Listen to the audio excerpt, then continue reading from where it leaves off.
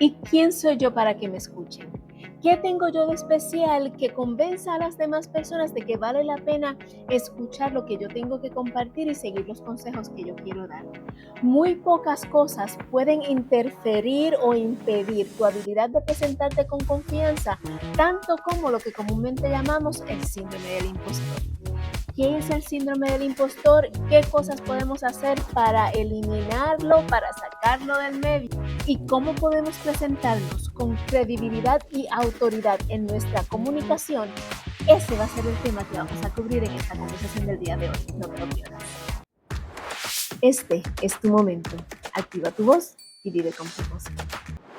El síndrome del impostor o imposter syndrome, como le llamamos en inglés, es esta sensación que a veces nos acoge, donde nos sentimos que no tenemos lo necesario para estar en la posición en la que estamos, o que no somos merecedoras de la atención o del halago o de lo que sea que estamos recibiendo, que nosotros lo consideramos positivo, pero que pensamos que va más allá de lo que nosotras estamos preparadas para dar o de lo que nos merecemos. ¿Qué sucede con esta situación del síndrome del impostor? Cuando estamos tratando de comunicarnos con eficiencia y con efectividad, cuando estamos tratando de ser las mejores comunicadoras que podemos ser, y especialmente cuando estamos posicionándonos en un espacio de liderazgo o donde queremos aparentar o aparecer como la persona que tiene la autoridad, la experiencia, el conocimiento necesario para impartir esa información a otros. Entonces el síndrome del impostor se convierte en este horrible obstáculo que nos detiene y que no nos permite presentarnos con la interés y la confianza que en realidad tenemos o necesitamos para poder llevar esa información de la mejor manera.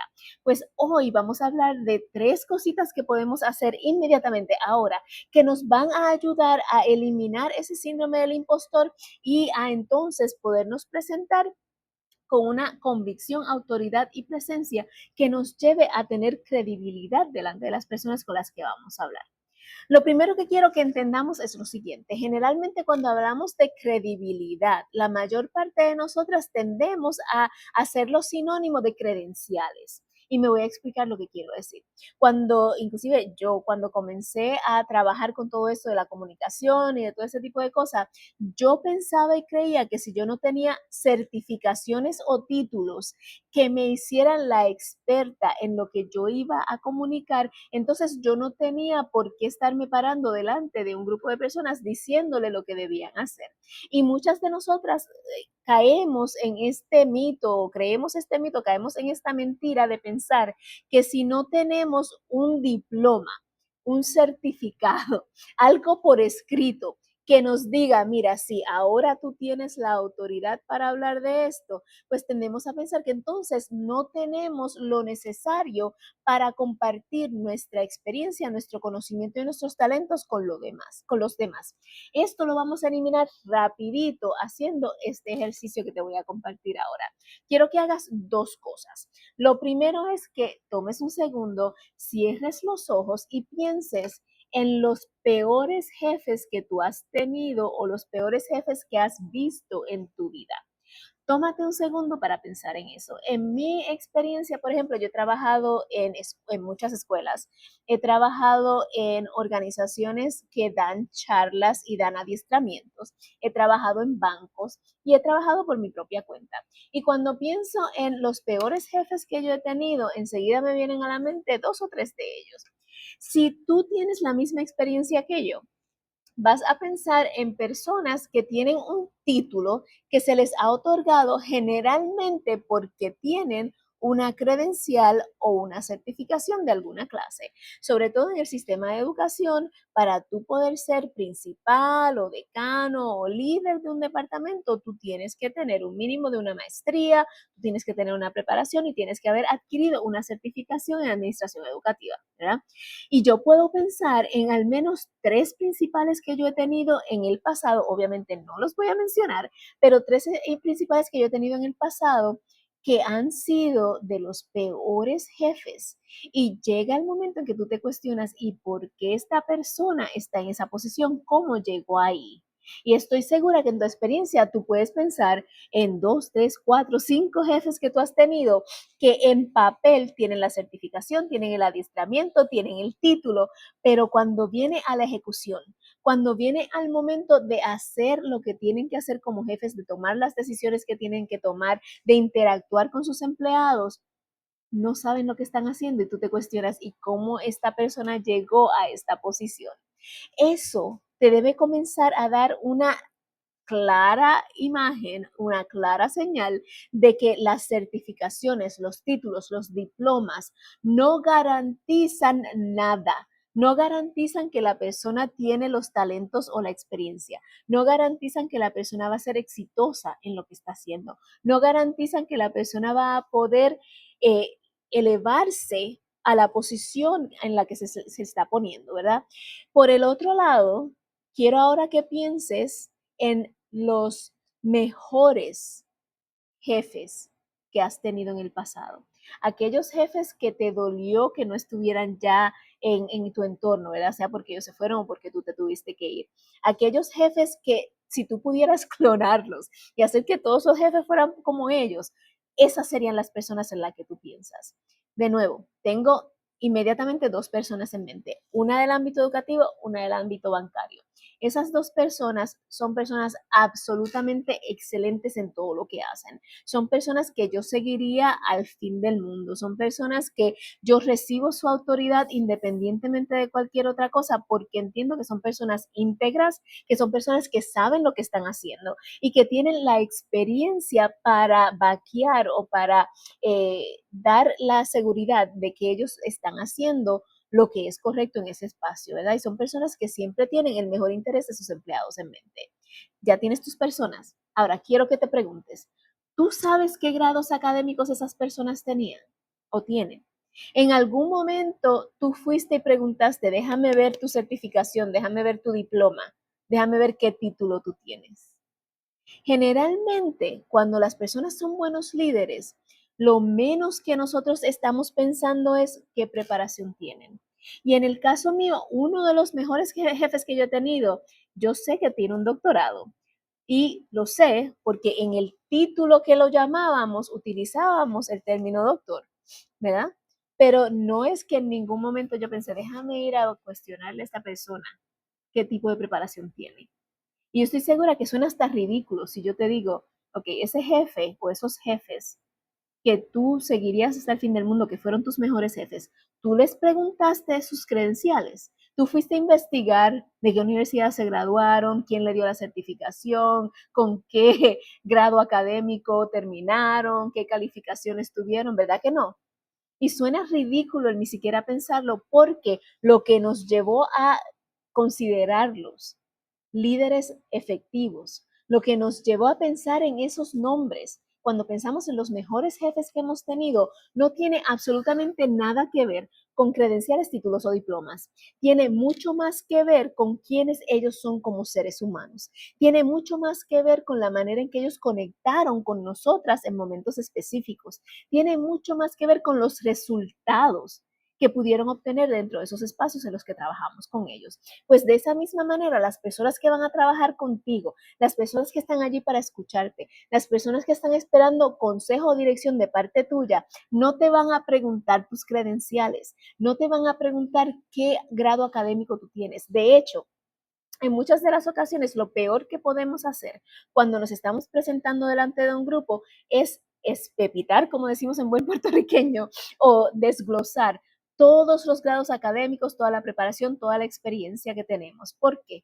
Porque eso lo que hace es lo que crea la brecha del experto, lo que yo le llamo la brecha del experto, donde entonces nos separamos tanto de las personas con las que queremos trabajar que ellos sienten que somos inalcanzables o nos ven como que lo que nosotros hemos logrado, ellos no lo pueden lograr porque no tienen ese mismo nivel de grados académicos, de años de experiencia, etcétera, etcétera, etcétera, etcétera. Entonces nos abre una brecha, una separación entre las personas a las que queremos servir y nosotras. Pues cuando entendemos que nosotros no seguimos líderes por su preparación en términos de grados académicos, credenciales, diplomas, certificaciones y demás, y entendemos que los seguimos más por su carácter, por el tipo de persona que son, por la manera en que se proyectan y se presentan, y sí, por los resultados que logran mediante las destrezas y los talentos que tienen, entonces podemos esperar lo mismo de las personas con las que nos queremos comunicar. Ninguno de ellos se va a detener a pensar, y ¿sabes qué? No voy a escuchar a esta persona porque no tiene un diploma o porque no tiene una credencial de esto, de aquello, del otro. Nadie va a pensar eso.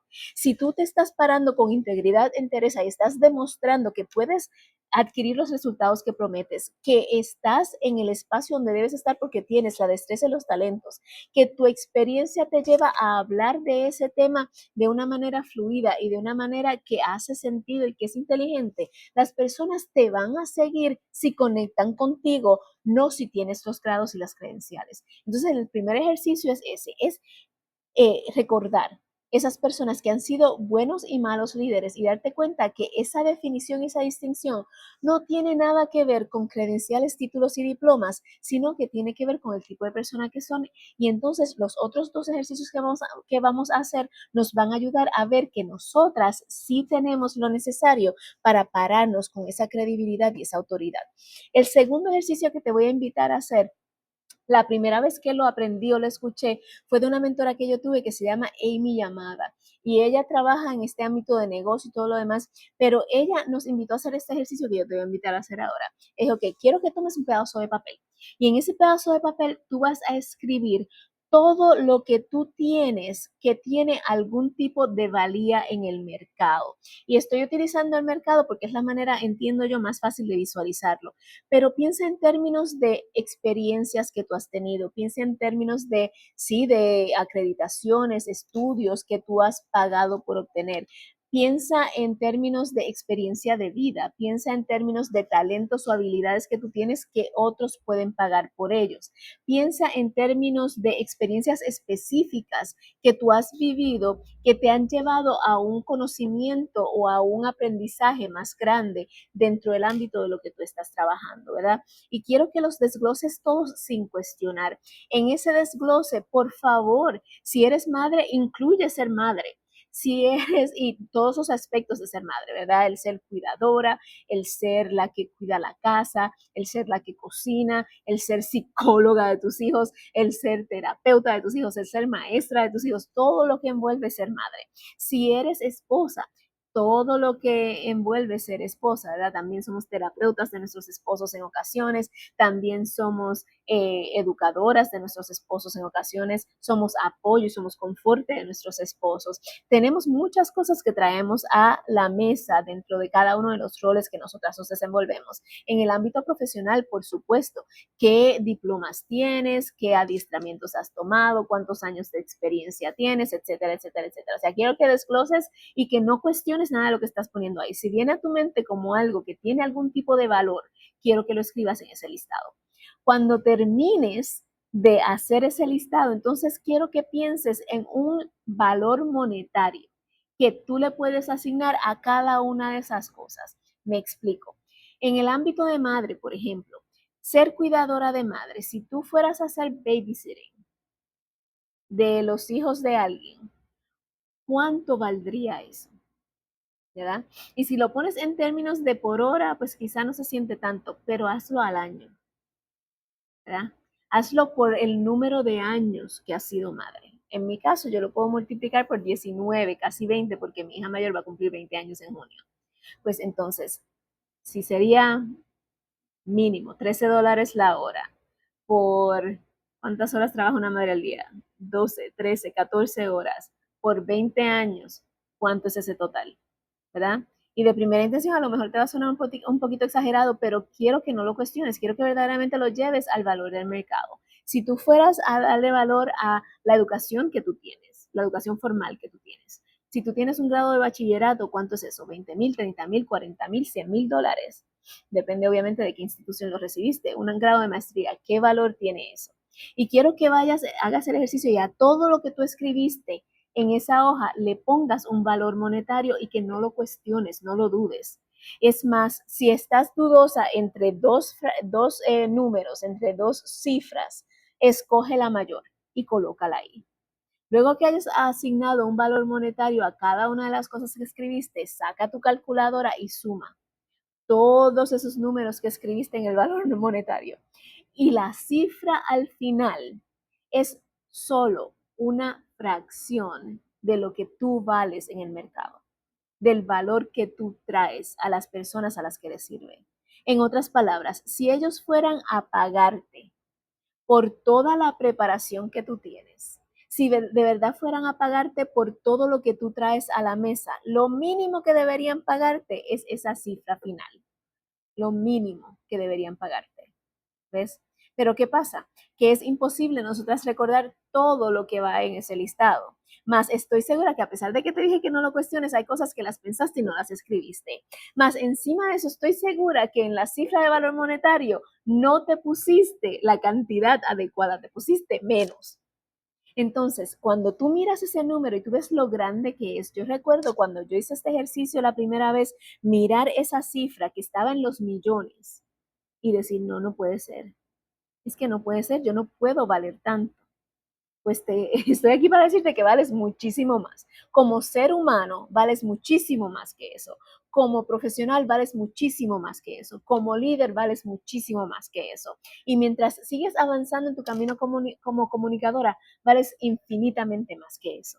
Así que ese es el segundo ejercicio, es ver que tu valor va mucho más allá, inclusive en el aspecto monetario, de lo que tú te has dado crédito por valer. Y si a eso tú le añades ser hija del Dios del universo, entonces ahí sí que es ilimitado. Guarda esa hoja y revísala de cada cierto tiempo. Cuando comiences a sentir, ay, yo no soy suficiente, yo no tengo lo necesario, yo necesito más de esto, de aquello, de lo otro, mira esa hoja de nuevo y mira cuánto tú vales al mínimo. Esa es la segunda. La tercera herramienta, esta quiero que sí te tomes tu tiempo, quiero que pongas un timer por al menos 10 minutos y que te sientes y que verdaderamente lo pienses. Vas a tomar una hoja de papel y la vas a dividir en 4. Esto yo le llamo el inventario CROPS, porque vamos a utilizar las letras CROP, CROPS. Y en esa hoja que vas a dividir en 4, en la esquina superior izquierda vas a escribir competencias. En la esquina superior derecha vas a escribir recursos. En la esquina inferior izquierda vas a escribir oportunidades. Y en la esquina inferior derecha vas a escribir plan. ¿Sí? Competencias, recursos, oportunidades, plan. Y una vez tengas la hoja preparada, vas a poner el timer por 10 minutos y de nuevo, sin filtrarte, sin cuestionar, sin dudar, vas a escribir en la parte de competencias todas las competencias que tú tienes. Y ahí quiero que pienses en las siguientes preguntas. Lo primero, ¿qué yo hago tan bien que no tengo que pensar antes de hacerlo? Y pon ahí en esa lista todas las cosas que vengan a la mente, desde cocinar, limpiar, hasta lo que tú haces en tu profesión, todas esas cosas que tú haces, que tú sabes que las puedes hacer sin tener que cuestionarte, sin tener que pensar, ok, ¿qué voy a hacer primero, qué voy a hacer segundo? Sin pensarlo, tú las puedes hacer y las puedes hacer bien, ¿verdad? La segunda pregunta que quiero que te hagas es, ¿qué cosas otros me piden ayuda al respecto, ¿verdad? Alrededor de qué cosas los demás me hacen preguntas o me piden ayuda. Cuando mis amistades, la gente que me conocen, los que trabajan conmigo, vienen a donde mí, ¿por qué vienen a donde mí? ¿Qué quieren de mí? ¿Con qué cosas yo les ayudo? ¿Qué cosas yo hago que ellos saben que si vienen donde mí, yo los voy a poder ayudar a hacerlas también, ¿verdad? Y vas a hacer ese listado completo.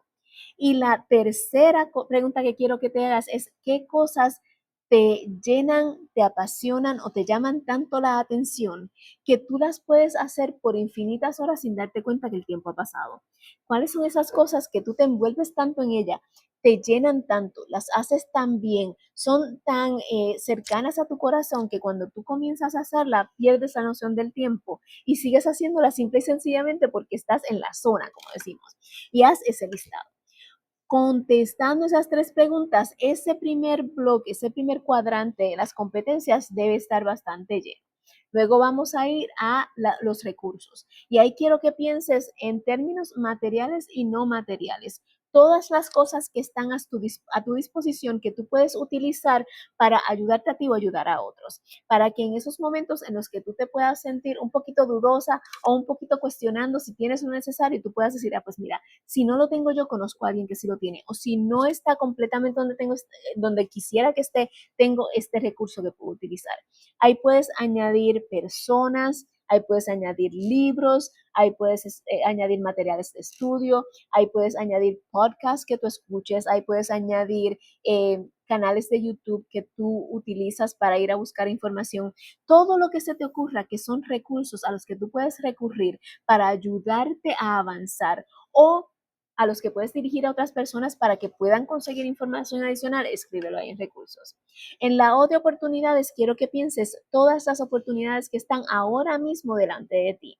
Y de nuevo, no te limites al ámbito laboral o a un rol en específico en el que tú te desenvuelvas. Piensa en la completa imagen de quién tú eres, de todos los roles en los que tú te desenvuelves y piensa qué oportunidades tienes delante de ti.